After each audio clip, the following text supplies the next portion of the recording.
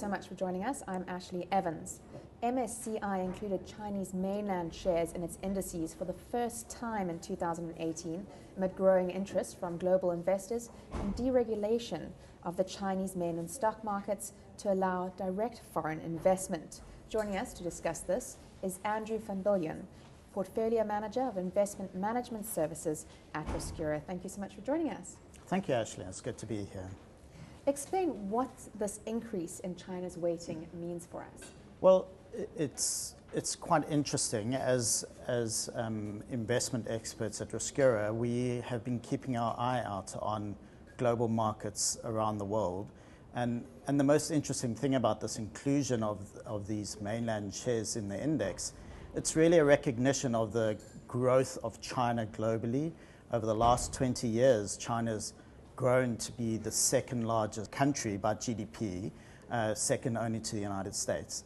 And if you look at the investment universe globally, majority of global investments are invested into America, around about 60% into the United States.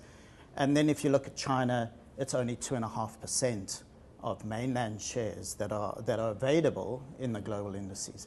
So this opening it up of the global indices to more China mainland shares is very interesting, and it's a very unique investment opportunity.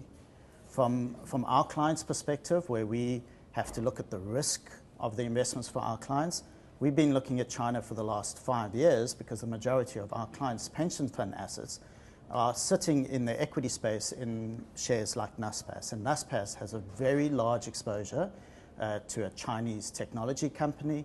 And so it's been a major risk in our clients' portfolios, and we've been evaluating that. And so as those experts in trying to understand our clients' portfolios and where the risks are, we would like to diversify away from one technology company and get access to the global Chinese market. And what does this say about the investor's view of China? So the investor's view of China and our view of China is that there's a major structural shift in the Chinese economy.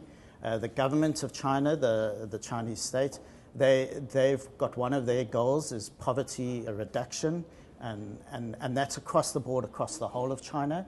And so they're putting a lot of infrastructure spend, and there's a lot of urbanization and around improving quality of life of 1 billion Chinese people. What that means for investments is as they move up the quality of life and the LSM curves, they'll be buying more and more consumer goods.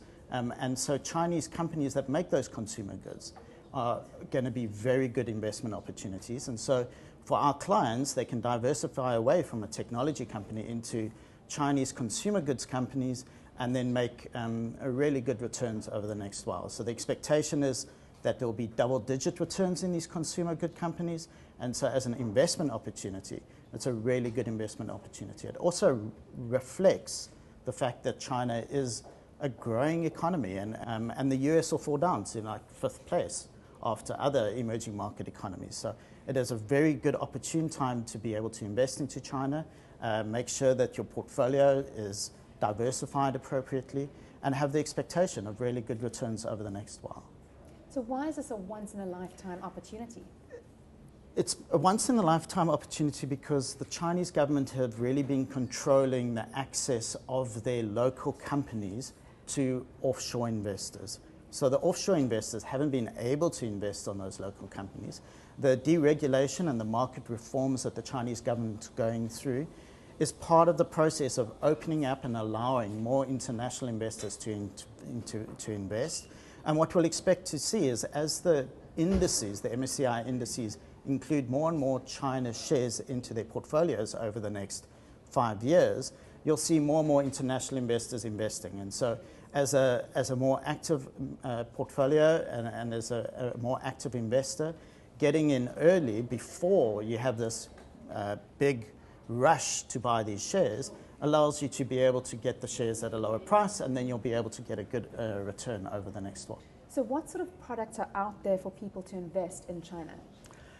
It's quite difficult to find the right product. Riskura has done quite a lot of research to identify the right products for South African investors.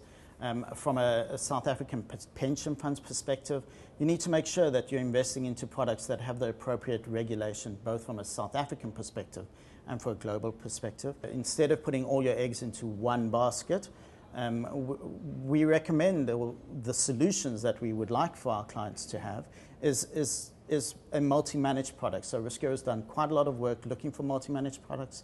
And is there anything that investors need to be aware of? China is a more volatile investment, so there's a lot more up and down in terms of the returns.